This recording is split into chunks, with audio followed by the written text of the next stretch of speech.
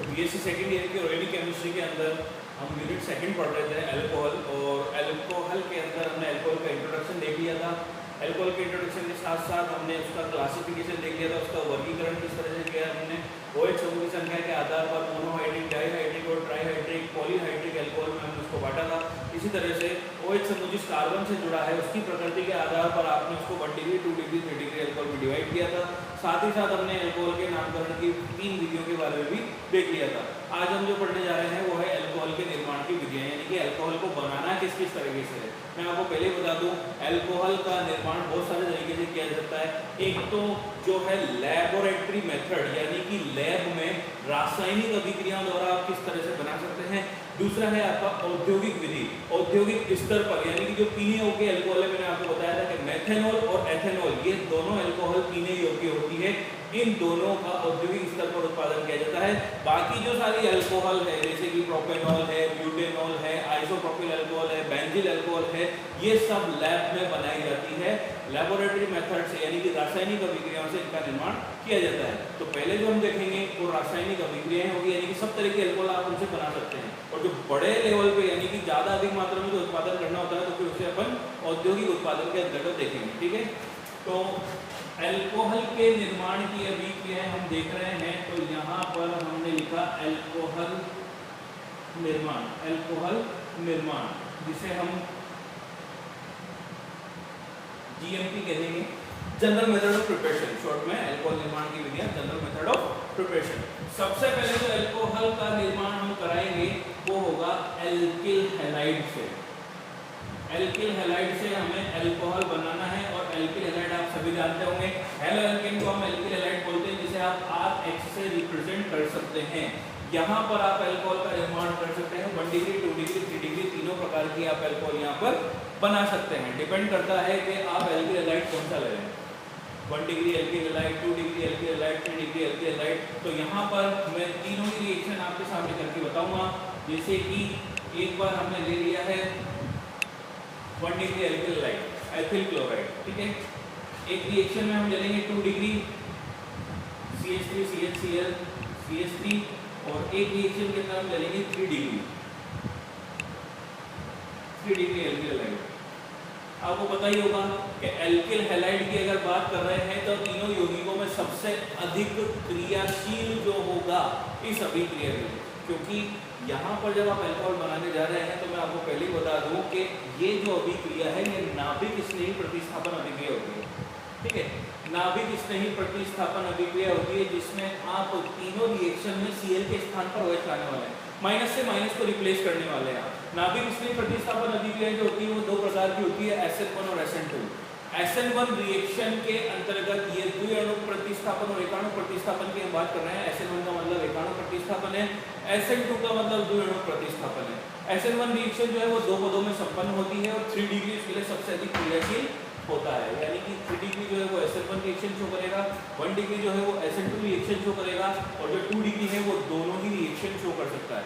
मैं सिर्फ आपको यहाँ पर इतना कहना चाह रहा हूँ कि ये तीनों में सबसे अधिक क्रियाशील जो है वो 3 डिग्री है, और 1 डिग्री जो है वो सबसे कम क्रियाशील होगा।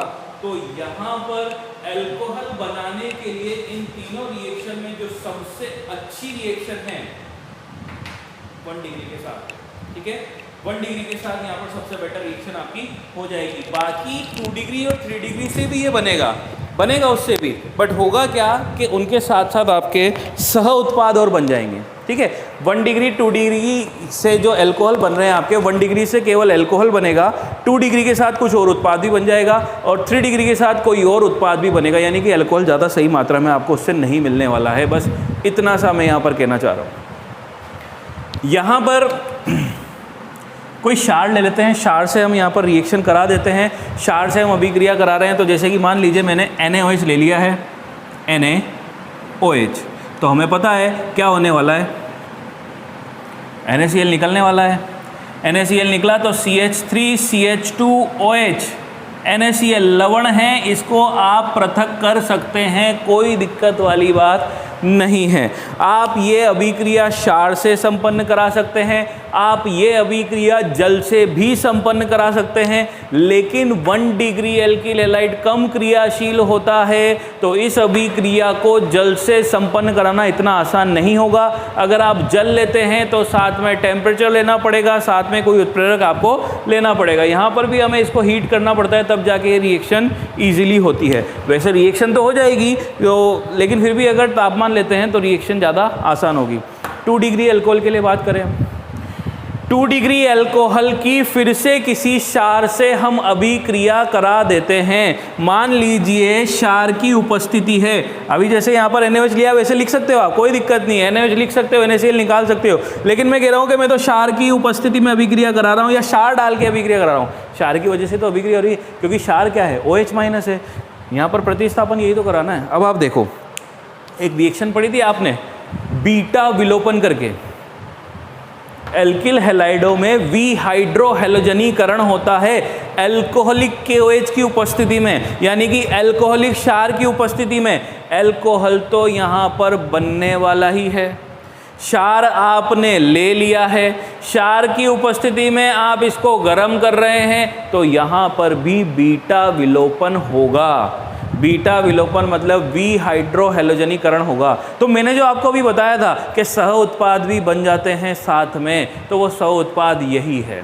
ठीक है, अल्कोहल तो बनेगा, जो बनना है वो तो बनेगा, लेकिन अल्कोहल बनने के बाद फिर आगे और अभिक्रिया हो जाएगी, क्योंकि अल्कोहल बन चुका है, क्षार साथ में है। अल्कोहलिक क्षार या अल्कोहलिक KOH की उपस्थिति में जो आपके एल्किल हैलाइड होते हैं वो विहाइड्रोहैलोजनीकरण दर्शाते हैं, यानी कि बीटा विलोपन दर्शाते हैं। बीटा विलोपन का मतलब वो कार्बन जिस पर हैलोजन है वो तो अल्फा कार्बन होगा, अल्फा कार्बन से जुड़ा कार्बन बीटा कार्बन होगा, बीटा कार्बन से निकालना पड़ेगा हाइड्रोजन, यानी कि एल्कीन बन जाएगी।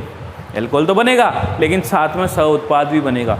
तो देखें यहाँ पर, चाहो तो आप NaOH लिख दो पूरा, चाहो तो आप OH माइनस यानी कि क्षार की उपस्थिति में अभिक्रिया करा लो, एक तो बनेगा आपका अल्कोहल। तो ये हो गया भाई आपका 2 degree alcohol, CH3CHOH CH3। Confuse मत होना, अगर आपको कन्फ्यूज़न हो रहा है तो आप यहाँ से ये लिख दिया आपने NaCl माइनस ऑफ NaCl कर दिया है, आपने 2 डिग्री अल्कोहल बना दिया है। अल्कोहल बन गया है, क्षार भी यहाँ पर है, तो ये फिर से अभिक्रिया करेगा। अब ये बीटा विलोपन करेगा। अल्कोहलिक क्षार की उपस्थिति में समस्त एल्किल हैलाइड का बीटा विलोपन होता है, तो अल्फा कार्बन से तो जाएगा हैलोजन, बीटा कार्बन, ये भी बीटा है ये भी बीटा है, क्योंकि हैलोजन से जुड़ा ये वाला कार्बन ये अल्फा है, अल्फा से जुड़ा ये भी बीटा है ये भी बीटा है, दोनों में से किसी एक को बीटा मान लो क्योंकि दोनों सेम है, दोनों CH3 हैं। तो बीटा से निकालूंगा हाइड्रोजन, अल्फा से निकालूंगा हैलोजन, तो ये साथ में CH3CH डबल बॉन्ड CH2 ये भी मिल जाएगा। अल्कोहल तो बन रहा है लेकिन इसके साथ साथ आपको एल्कीन भी प्राप्त हो रही है। तो अल्कोहल निर्माण के लिए 2 डिग्री एल्किल हैलाइड की अभिक्रिया श्रेष्ठ नहीं है। सेम यही कहानी 3 डिग्री में भी होगी। अब 3 डिग्री में क्या होगा, 3 डिग्री में थोड़ी अलग कहानी चलेगी। देखो NaOH फिर से आपने क्षार डाल दिया, क्षार डालने पर एक काम तो जो होना है यानी कि अल्कोहल बनना है, अल्कोहल बन गया, माइनस ऑफ NaCl हुआ, तो आपको 3 डिग्री अल्कोहल प्राप्त हो गया है। ये 3 डिग्री अल्कोहल बन गया। लेकिन अब फिर से वही, अल्कोहल बना है, क्षार है, तो अल्कोहलिक क्षार की उपस्थिति में बीटा विलोपन कराना है। अब यहाँ पर आपका जो अल्फा कार्बन है ये रहा, अल्फा कार्बन के साथ जुड़े 3 बीटा है, तीनों में से किसी को भी बीटा मान लो, तीनों ही सेम है, तीनों ही सेम है, तो फिर से क्या होगा, एक एल्कीन बन जाएगी। यहाँ पर आपकी प्रतिस्थापी एल्कीन बनेगी। ठीक है, तो ये लिया CH3 डबल बॉन्ड CH2, ये फिर से एक एल्कीन बन गई है। जितनी मात्रा में अल्कोहल 1 डिग्री से बन रहा था उससे कम मात्रा में 2 डिग्री से बनेगा, और उससे भी कम मात्रा में 3 डिग्री से बनेगा। क्यों बनेगा, क्योंकि मैंने आपको बताया कि इन तीनों में सबसे अधिक क्रियाशील कौन, नाभिक स्नेही प्रतिस्थापन अभिक्रिया के लिए 3 degree alkyl halide. 3 degree alkyl halide से बना अल्कोहल स्थायी होगा, लेकिन साथ में ये भी बन रहा है, क्योंकि ये तो सबसे अधिक क्रियाशील है तो ज़्यादा मात्रा में ये सह उत्पाद देगा। अल्कोहल इससे बहुत कम मात्रा में प्राप्त होता है, तो यहाँ पर मैं लिख सकता हूँ कि थोड़ी मात्रा में। तो मेरे कहने का मतलब ये है कि एल्किल हैलाइड से आप अल्कोहल बना सकते हैं, लेकिन 2 डिग्री और 3 डिग्री एल्किल हैलाइड से अल्कोहल का निर्माण श्रेष्ठ नहीं है, अच्छी अभिक्रिया ये नहीं है। अल्कोहल बनेगा लेकिन थोड़ी मात्रा में बनेगा। अगर कोई अभिक्रिया सही है अल्कोहल बनाने के लिए, एल्किल हैलाइडों के लिए, तो वो 1 डिग्री एल्किल हैलाइड की है। तो पहली रिएक्शन ये थी आपकी अल्कोहल के निर्माण के लिए, जिसमें एल्किल हैलाइड से आपने निर्माण कराया। ठीक है, अब आते हैं अपन सेकेंड रिएक्शन पर, एल्कीन पर। यानी कि एल्कीन से आपको अल्कोहल बनाना है। एल्किल हैलाइड से तो आपने बना दिया 1 डिग्री, 2 डिग्री, 3 डिग्री, तीनों प्रकार के बना दिए, लेकिन आपने ये देखा कि 2 डिग्री और 3 डिग्री अल्कोहल जो है वो कम मात्रा में बनेंगे, वो श्रेष्ठ अभिक्रिया नहीं है। ठीक है, सेकेंड रिएक्शन जो आती है हमारी, वो आती है एल्कीन द्वारा।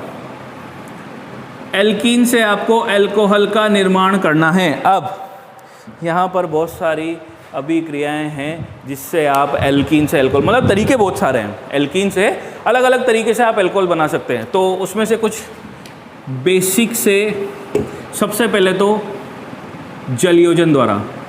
अभिकारक एल्कीन ही रहेगा, लेकिन अब उसमें अलग अलग तरीके हैं। एल्कीन का जलयोजन करा रहा हूँ मैं, एल्कीन के जलयोजन से मैं अल्कोहल बनाऊंगा। तो मैंने कोई सामान्य सी एल्कीन ले ली, CH2 डबल बॉन्ड CH2, सबसे सिंपल एल्कीन, सबसे सामान्य एल्कीन। जल से अभिक्रिया, जलयोजन का मतलब जल से अभिक्रिया। जब भी जलयोजन कराते हैं तनु सल्फ्यूरिक अम्ल हम काम में लेते हैं।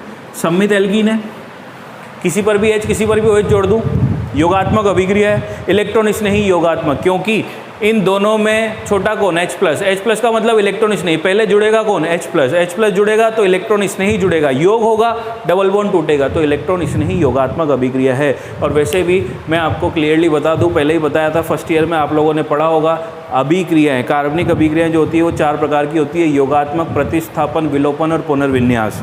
ठीक है, योगात्मक अभिक्रिया के अंदर इलेक्ट्रॉन स्नेही योगात्मक, नाभिक स्नेही योगात्मक और मुक्त मूलक योगात्मक, जिनमें इलेक्ट्रॉन स्नेही योगात्मक मुख्य गुण होता है असंतृप्त हाइड्रोकार्बनों का, यानी कि एल्कीन और एल्काइन की मुख्य अभिक्रिया होती है इलेक्ट्रॉन स्नेही योगात्मक अभिक्रिया। नाभिक स्नेही योगात्मक अभिक्रिया जो है वो कार्बोनिल यौगिक दर्शाते हैं, यानी कि एल्डिहाइड और कीटोन। यहाँ पर हम इलेक्ट्रॉन स्नेही योगात्मक अभिक्रिया कराने जा रहे हैं H प्लस किसी भी कारण पर, OH माइनस किसी भी कारण पर, क्योंकि सम्मित एल्कीन है। जल योजन के लिए तनु सल्फ्यूरिक अम्ल का यूज़ किया जाता है। तो CH3 CH2 OH, यानी कि मैंने इस कार्बन पर तो H जोड़ दिया और इस कार्बन पर मैंने OH जोड़ दिया है। ठीक है, अब इस अभिक्रिया के पीछे एक छोटी सी क्रियाविधि है जल योजन के लिए, जिसमें आपको समझ में आएगा कि इलेक्ट्रॉन स्नेही योगात्मक अभिक्रिया कैसी हुई, इसकी मैकेनिज्म।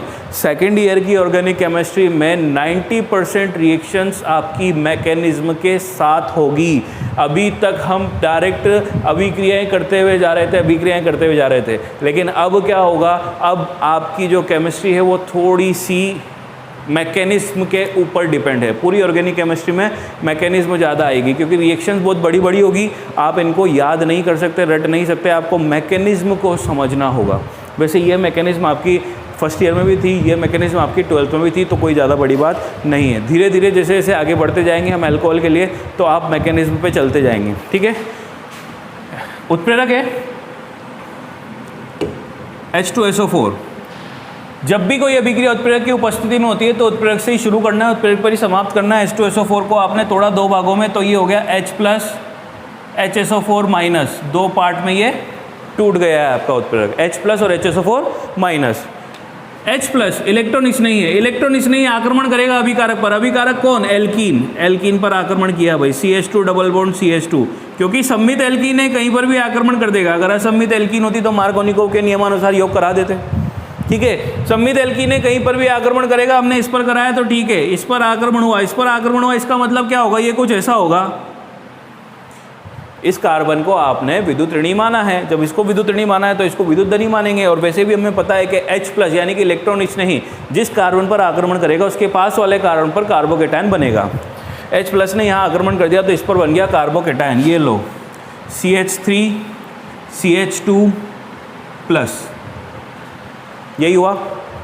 हम करा रहे थे क्या, जलयोजन। जलयोजन कराया कि अभी नहीं कराया, अभी तो अभिकारक पर इलेक्ट्रॉन स्नेही का आक्रमण कराया। ठीक है भाई, नेक्स्ट स्टेप आते हैं अपन CH3CH2 प्लस कराना था हमें क्या, जलयोजन। जलयोजन में जल को मैंने लिख दिया ऐसे HOH, पॉजिटिव कार्बन कहाँ जाएगा, वहाँ जाएगा जहाँ इलेक्ट्रॉन ज़्यादा होंगे। इलेक्ट्रॉन ऑक्सीजन पर दिखाई दे रहे हैं क्या, ऑक्सीजन, ये लो ऑक्सीजन के लोन पेयर ने पॉजिटिव वाले कार्बन पर अटैक कर दिया है। तो अगली स्थिति में क्या हुआ, अगली स्थिति में हुआ CH3CH2 प्लस था, उस पर क्या आ गया O पे क्या है, 2H हैं, O पे 2H, एक लोन पेयर O पे बन गया प्लस। क्यों बन गया प्लस, 2 लोन पेयर थे, 2 में से एक लोन पेयर ने बंद बना लिया है। ठीक है, तो इस पर पॉजिटिव चार्ज आ जाएगा। ठीक, उसके बाद अगली स्टेप में क्या करेंगे, जैसा डाला था इसको वापस वैसा ही निकालेंगे, यानी कि प्रोटॉन विलोपन करेंगे, क्योंकि ऑक्सीजन पर क्या आ गया, पॉजिटिव चार्ज आ गया। ये अपने पॉजिटिव चार्ज को समाप्त करने के लिए क्या करेगा, किसी एक हाइड्रोजन से बंद का इलेक्ट्रॉन खींचेगा। तो नेक्स्ट स्टेप में CH3CH2 OH2, एक लोन पेयर पॉजिटिव चार्ज, इसने क्या किया, बंद का इलेक्ट्रॉन खींच लिया, ये खींच लिया। CH3CH2H जो बनाना था वो बन जाएगा, H प्लस निकल जाएगा। तो CH3CH2OH एल्कोहल बन गया, क्या मिला, H प्लस, ये मिल गया H प्लस। H प्लस कहाँ से आया था, H प्लस यहाँ से आया था, वापस यहीं चला जाएगा, क्योंकि ये तो उत्प्रेरक था, जैसा डालेंगे वापस वैसा ही प्राप्त। तो लास्ट स्टेप में H प्लस वापस किसके पास गया, HSO4 माइनस के पास, फिर से क्या बन गया, H2SO4। इसकी उपस्थिति में ही तो अभिक्रिया हो रही थी, हो गया काम। तो ये एल्कीन के जलयोजन की क्रिया है। दिखने में अभिक्रिया बहुत सिंपल सी स्टेप दिख रही है, लेकिन इसको अपन ने मैकेनिज्म में समझाया और वाकई में बहुत सिंपल है, कुछ नहीं किया है। उत्प्रेरक की उपस्थिति में अभिक्रिया कराई है, प्रेरक को जैसा डालते हैं वापस वैसा ही प्राप्त होता है। H2SO4 को 2 पार्ट्स में तोड़ दिया अपन ने, H plus HSO4 minus. H plus दोनों में छोटा है, जो छोटा है वो पहले अटैक करेगा, क्योंकि वही क्रियाशील होता है। अभिकारक कौन है, एल्कीन है। एल्कीन पर आक्रमण किया, कार्बोकेटायन बना। कार्बोकेटायन ने जल से अभिक्रिया की, जल के ऑक्सीजन ने कार्बोकेटायन के साथ बंध बनाया, ऑक्सोनियम आयन बन गया। उसके बाद ऑक्सोनियम आयन ने वापस से बंध का इलेक्ट्रॉन खींचा, बंध का इलेक्ट्रॉन खींचा, प्रोटॉन का विलोपन हो गया, यानी कि प्रोटॉन निकल गया, H प्लस का निष्कासन हो गया है।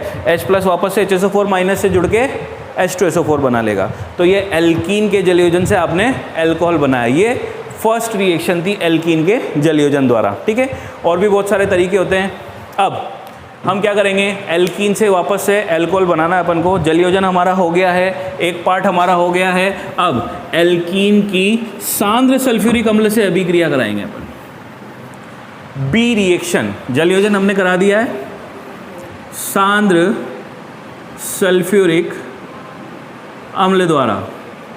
अभी जो आपने जलयोजन कराया था उसमें क्या काम में लिया था, तनु सल्फ्यूरिक अम्ल। ध्यान रखें, जब भी जलयोजन है, जल जोड़ना है तो तनु सल्फ्यूरिक अम्ल, और अगर जल निकालना है तो सांद्र सल्फ्यूरिक अम्ल। लेकिन अभी यहाँ पर मुझे ना जल जोड़ना है ना जल निकालना है, मुझे डायरेक्ट सांद्र सल्फ्यूरिक अम्ल की अभिक्रिया एल्कीन से करानी है। ठीक है, सबसे सिंपल एल्कीन फिर से वही एथीन ले लिया, H2SO4। H2SO4 को क्या मैं ऐसे लिख दूं, क्या देख सकते हैं आप, H2SO4 लिख सकता हूँ, H2SO4। ठीक है, अभिक्रिया जो हुई, बंद का इलेक्ट्रॉन ऑक्सीजन ने खींच लिया, एक प्लस बना, दूसरा माइनस बना है। एक तो बना H प्लस, दूसरा बना OSO3H माइनस वाला। एल्कीन है, सम्मित एल्कीन है, कहीं पर भी किसी को भी जोड़ दो तो मैंने इसको कुछ इस तरह से लिख दिया है, CH2OSO3H सांद्र सल्फ्यूरिक अम्ल। ठीक है, सबसे पहले सांद्र सल्फ्यूरिक अम्ल से अभिक्रिया कराई है हमने, तो जो बना है वो कहलाएगा एल्किल हाइड्रोजन सल्फेट। ये जो बना है ये कहलाएगा एल्किल हाइड्रोजन सल्फेट। 2 कार्बन है, इसका मतलब एथिल, तो एथिल हाइड्रोजन सल्फेट। ठीक है, क्योंकि SO4 है अभी भी, तो इसको आप सल्फेट ही बोलेंगे, एथिल हाइड्रोजन सल्फेट ये कहलाएगा। उसके बाद इसकी ठंडे पानी से अभिक्रिया कराएं या फिर इसका भाप आसवन कराएं, आपको अल्कोहल मिल जाएगा। यहाँ पर इसकी रिएक्शन अगर हम भाप से या ठंडे जल से कराते हैं तो ये लीजिए भाप आसवन लिख दूं या जल से अभिक्रिया करा दूं। बंद का इलेक्ट्रॉन इसने खींचा, ऑक्सीजन ने। जल क्या देगा? H प्लस OH माइनस देगा। ये वाला समूह माइनस हो रहा है, इसको क्या मिलेगा? H प्लस मिलेगा। तो वापस से क्या माइनस ऑफ H2SO4, H2SO4 निकल गया, बचा हुआ OH माइनस इस कार्बन पर गया तो CH3 CH2OH। इस अभिक्रिया में सांद्र सल्फ्यूरिक अम्ल ने उत्प्रेरक और अभिकारक दोनों की भांति व्यवहार किया है। अभिकारक ही था लेकिन जैसा था वापस वैसा ही मिल गया, तो अभिकारक उत्प्रेरक दोनों की भांति ये काम करेगा। आप असम्मित एल्कीन भी ले सकते हैं। असम्मित एल्कीन से भी एक अभिक्रिया करके बता देता हूँ मैं आप लोगों को।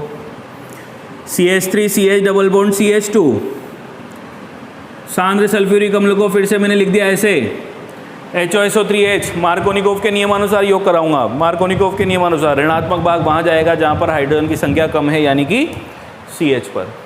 धनात्मक भाग यानी कि H प्लस इस पर जाएगा। तो ये कुछ ऐसा बना, CH3 CHOSO3H, ये हो गया आपका CH3। देख सकते हैं आप, असम्मित एल्कीन ली थी वो हमने, पहले सम्मित एल्कीन थी हमारे पास। तो सम्मित एल्कीन पर जो योग करा रहे थे वो तो कहीं पर भी कुछ भी जोड़ दो, लेकिन असम्मित एल्कीन है तो अब मार्कोनिकोव के नियमानुसार योग करा रहे हैं। हमें पता है कि ये ऐसे जाएगा तो ये ऋणात्मक भाग वहाँ जाएगा जहाँ हाइड्रोजन कम है, तो ये CH पर जुड़ गया है, ये जुड़ गया, ठीक है। इसको अपन बोलेंगे प्रोपिल हाइड्रोजन सल्फेट, ठीक।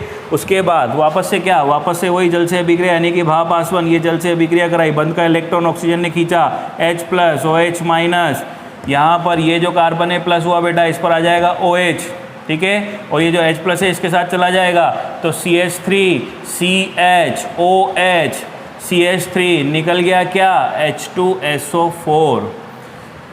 ये हो गई आपकी एल्कीन की सांद्र सल्फ्यूरिक अम्ल से अभिक्रिया द्वारा, ठीक है। सांद्र सल्फ्यूरिक अम्ल से अभिक्रिया पर हमने फिर से क्या बना दिया? हमने एल्कोहल का निर्माण कर दिया है, ठीक।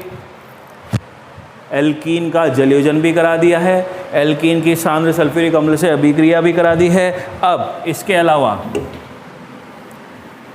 तीसरी रिएक्शन जो आ रही है एल्कीन की है हाइड्रोबोरोनीकरण द्वारा।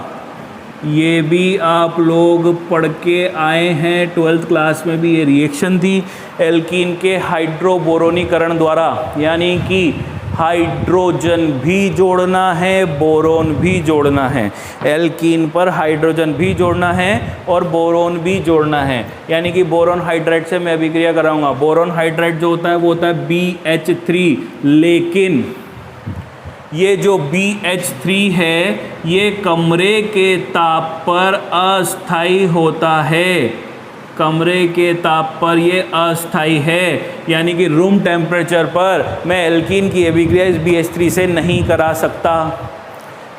हाइड्रोबोरोनीकरण तो कराना है, बोरोन हाइड्राइड भी लेना है, बोरोन का हाइड्राइड BH3 होता है, लेकिन कमरे के तापमान पर हम इससे अभिक्रिया नहीं करा सकते। तो अब हम क्या करेंगे? इसका द्विलक लेंगे, BH3 द्विलक लेंगे, यानी कि हम लेंगे क्या? B2H6। अब बोरोन हाइड्राइड तो BH3 था लेकिन कमरे के ताप पर अस्थायी है, इससे अभिक्रिया नहीं हो रही, मैं उसका द्विलक ले लिया, B2H6। अभिक्रिया तो BH3 से करानी थी, ले रहा हूँ B2H6, तो क्या करूँ? B2H6 का आधा अणु ले लूँ। बोरोन की संयोजकता 3 होती है, B2H6 का आधा अणु ले लिया मैंने, यानी कि डाई बोरेन के आधे अणु से एल्कीन की अभिक्रिया में कराऊंगा। एल्कीन के रूप में ले लिया मैंने ये CH3 CH double bond CH2, propene असम्मित एल्कीन ले ली। सम्मित असम्मित दोनों से अभिक्रिया आप करा सकते हैं।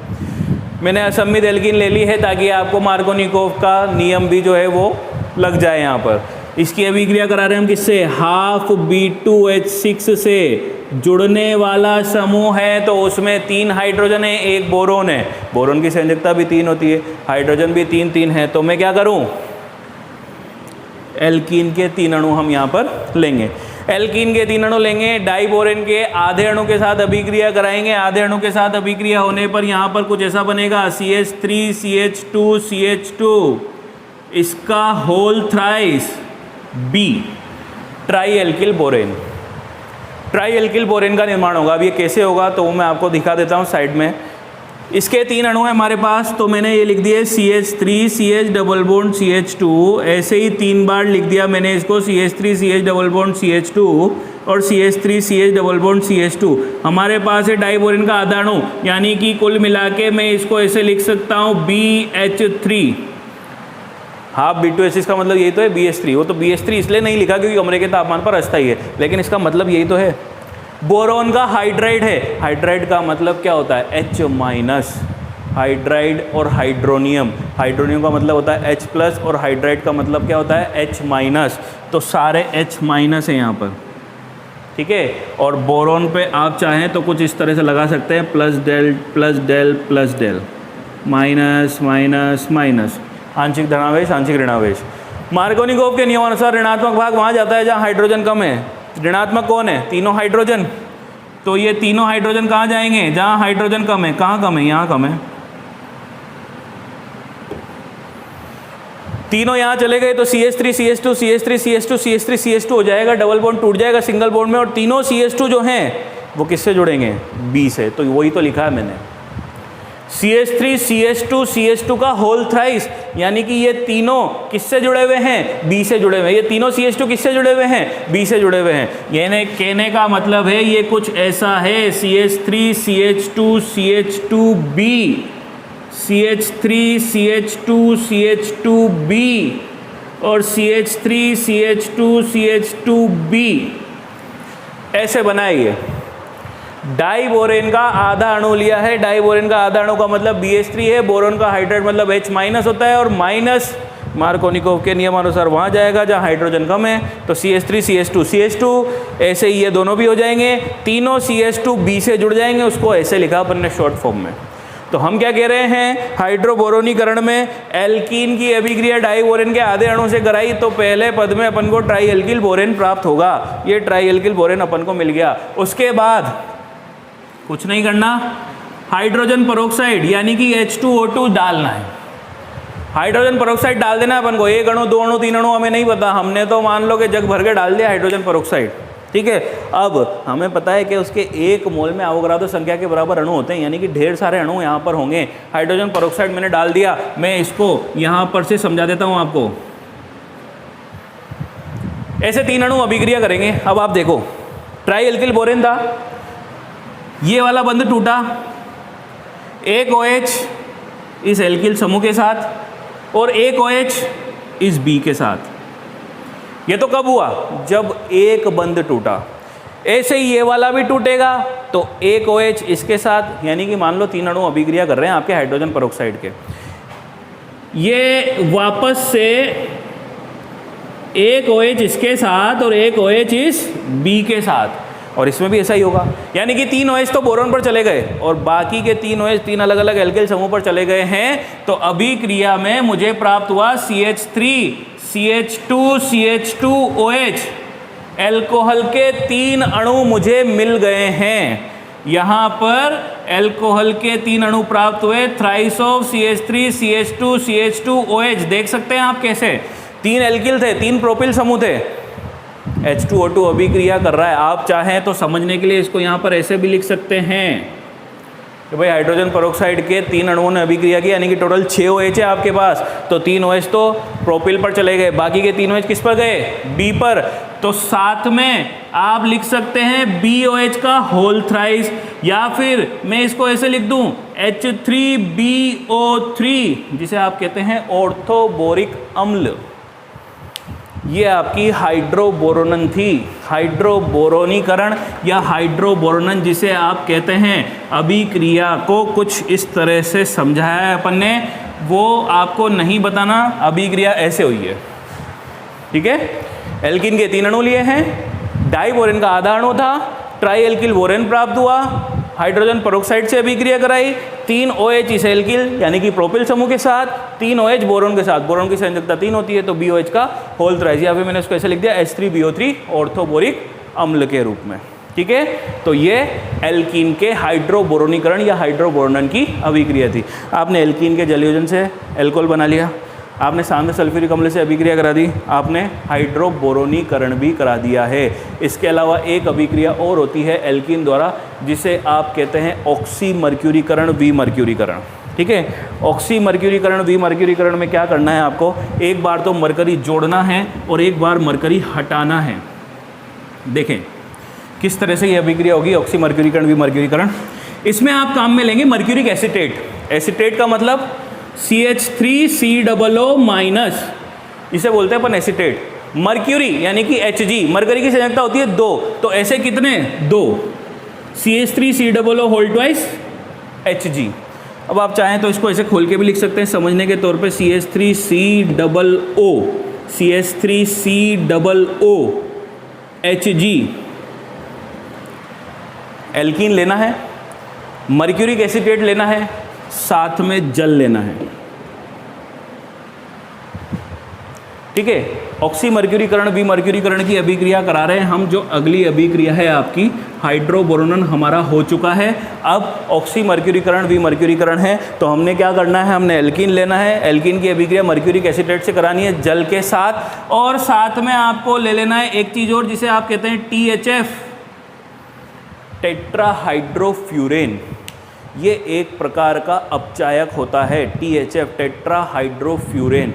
आगे आएगा ये जब आप विषम चक्रीय यौगिकों के बारे में पढ़ेंगे। एक प्रकार का विषम चक्रीय यौगिक है, इसकी संरचना कुछ ऐसी होती है। ये तो है आपका फ्यूरेन, ठीक है, ऑक्सीजन के एक लोन पर अंदर है, एक लोन पे बाहर है। टेट्राहाइड्रोफ्यूरेन यानी कि ये डबल बॉन्ड जो है यहाँ से हट गए हैं, सब जगह पर हाइड्रोजन लगा हुआ है।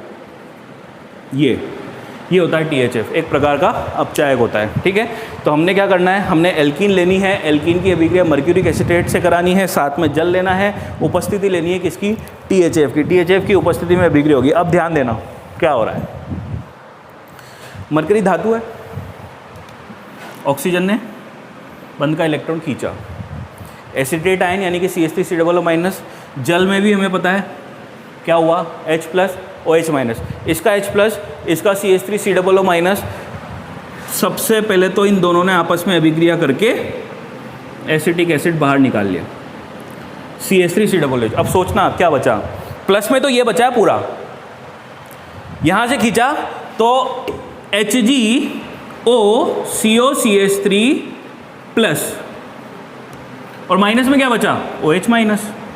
यानी कि ये दो आयन है हमारे पास एल्कीन से अभिक्रिया करने के लिए। फिर से वही मार्कोनिकोव का नियम, ऋणात्मक भाग वहाँ जाएगा जहाँ पर हाइड्रोजन की संख्या कम है। कौन है ऋणात्मक भाग, OH, कहाँ जाएगा, यहाँ पर।